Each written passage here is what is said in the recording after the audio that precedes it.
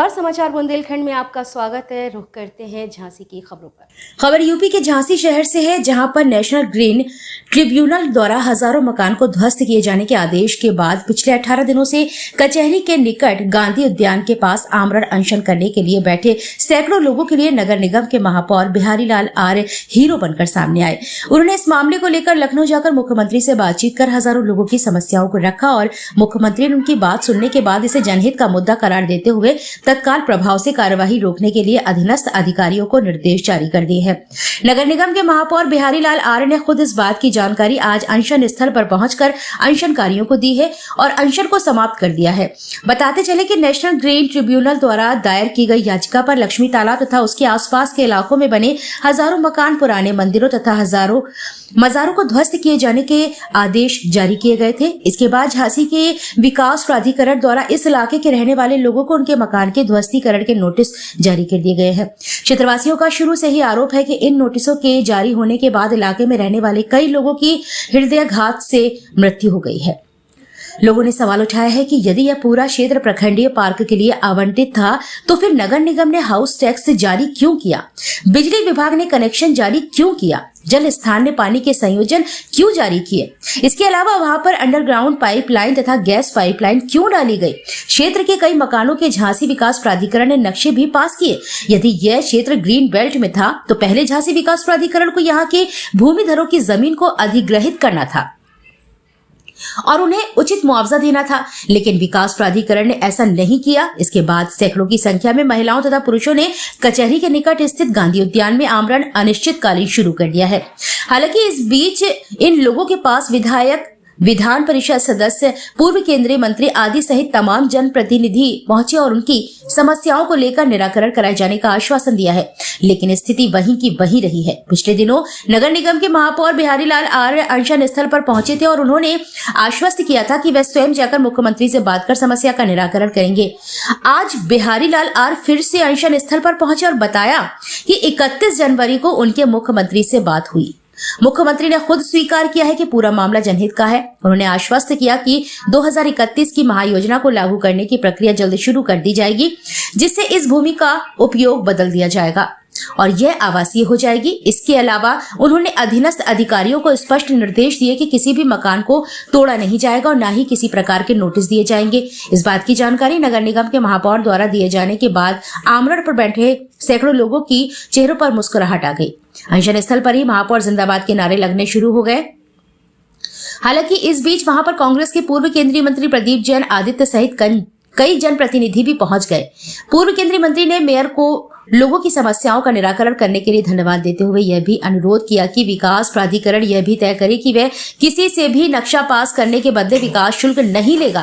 बाद में अनशन स्थल पर अनशन पर बैठे लोगों ने बिहारी लाल आर्य का माल्यार्पण कर भव्य स्वागत करते हुए उनका आभार जताया है।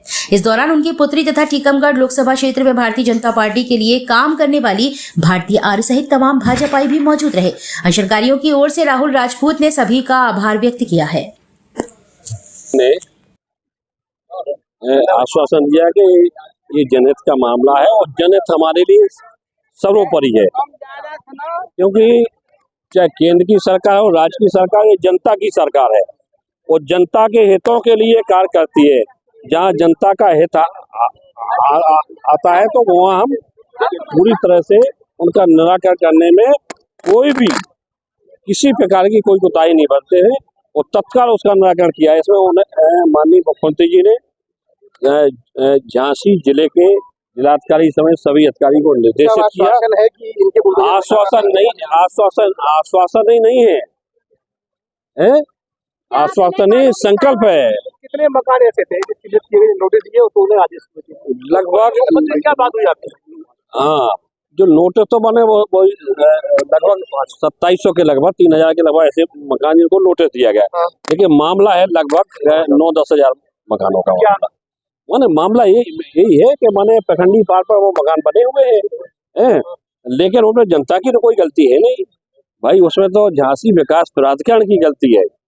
मुख्यमंत्री ने क्या आश्वासन दिया कि निजी आवास जो निजी भूमि थी उसको अधिग्रहण करना चाहिए, उनको किसानों को काश्तकारों को मुआवजा दे देना, मुआवजा दिया ना, रजिस्ट्री पे लोग लगाई, तो जनता की कहाँ गलती है। तो माननीय मुख्यमंत्री जी ने पूरा आश्वासन पूरा दिया है कि किसी के साथ अन्याय नहीं होगा, कतई नहीं होगा। किसी का एक मकान तो क्या ईंटें गिराई जाएगी। मुख्यमंत्री जी ने ये कहा कि सरकार एनजीटी में पार्टी बनेगी, क्योंकि एनजीटी में तो 8 मार्च को रिपोर्ट देनी है। सरकार जो भी विधेयक बाधा आएगी, कोई बाधा नहीं है, सरकार इस समय लड़ाई लड़ेगी। सब कहा मुख्यमंत्री जी ने, जनता के साथ है मुख्यमंत्री, सरकार आपके साथ है, भारतीय जनता पार्टी आपके साथ है। नहीं, अब 2031 महायोजना स्वीकृत हो जाएगी, समस्या का समाधान हो जाएगा, यही बात मुख्यमंत्री जी ने कहा। अरे इसी माननीय मुख्यमंत्री जी ने पूरा आश्वस्त किया, आश्वासन नहीं दिया, आश्वस्त किया कि किसी भी एक व्यक्ति के साथ अन्याय नहीं होगा। खत्म किया है, क्या आश्वासन दिया? माननीय महापौर जी ने मुख्यमंत्री से वार्ता की और वार्ता के पहले भी हमें अवगत कराया था कि हम यहाँ से जाके माननीय मुख्यमंत्री से वार्ता करेंगे और आपकी जो भी समस्या उन्हें अवगत कराएंगे। तो हमारी दीदी और महापौर जी मुख्यमंत्री जी के पास गए, उन्होंने वहाँ से हमें आश्वस्त किया है कि किसी भी के मकान पर बुलडोजर नहीं चलाया जाएगा। क्योंकि महापौर जी का पूरा परिवार जब मैं हॉस्पिटल में भर्ती था तभी भैया ने फोन करके पूछा था, और आज इनके विश्वास पर हम लोग यहाँ से धरना खत्म करके जा रहे हैं। और हमें पूर्ण विश्वास है झांसी के जनप्रतिनिधियों पर, माननीय विधायक जी, माननीय महापौर जी, माननीय हमारी दीदी पर, कि पुनः झांसी विकास प्राधिकरण का बुलडोजर हमारे क्षेत्र में नहीं जाएगा।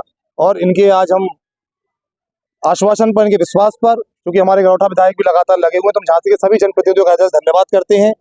लेकिन आपके जो अफसर हैं वो बिल्कुल बेसुध हो चुके हैं, ये भी मैं आपके माइक के माध्यम से अवगत कराना चाहूंगा। क्योंकि दीदी और आप लोग तो हमेशा प्रयास किए, माननीय विधायक जी, गरौठा विधायक माननीय रवि शर्मा सदा विधायक जी, तो आप सभी के आश्वासन पर हम इस धरना समाप्ति की घोषणा करते हैं और पुनः ये अनुरोध करते हैं कि झांसी विकास के प्राधिकरण का बुलडोजर अब किसी के घर ना जाए। लड़ाई तो आपकी कानूनी है, तो कानूनी लड़ाई लड़ेंगे आगे, होगी कानूनी लड़ाई के लिए सभी जनप्रतिनिधियों ने हमें सहयोग की भावना रखी है कि जहां तक लड़ना पड़ेगा। अभी माननीय महापौर से कल मेरी बात हुई थी कि अगर हाईकोर्ट या सुप्रीम कोर्ट भी जाना पड़ेगा तो जाने का काम हम और हमारा परिवार और भारतीय जनता पार्टी करेगी। बुलडोजर के निशाने पे देखिए 2755 मकानों को नोटिस दिया गया था, लेकिन झांसी विकास प्राधिकरण धीरे धीरे इनको आगे बढ़ा रहा था, लेकिन जो संख्या है वो 9000 से अधिक मकान वहां पर बने हुए और 1 लाख से ज्यादा जनता प्रभावित हो रही है। क्या सदमे से कोई व्यक्ति 7 लोगों की मृत्यु हो चुकी है, एक नहीं 7 लोगों की मृत्यु हो चुकी है। किसी को हार्ट अटैक आया क्योंकि लगा, जब उनको यहाँ वो मेरे साथी धरने पर बैठे थे, हमारे 2 दल के लोग झांसी विकास प्राधिकरण गए, उन्होंने बात के लिए बुलाया था। जब वो वहां गए तो उन्होंने कह दिया कि मकान खाली कर दिए, 10 दिन में मकान गिरना है। लौट के आकर जब यहाँ बताया, जब वो व्यक्ति यहाँ से घर गए, फौज से रिटायर्ड थे, उनको हार्ट अटैक आके उनकी मृत्यु हो गई। आपके लोकप्रिय चैनल ने उनको दिखाया भी था।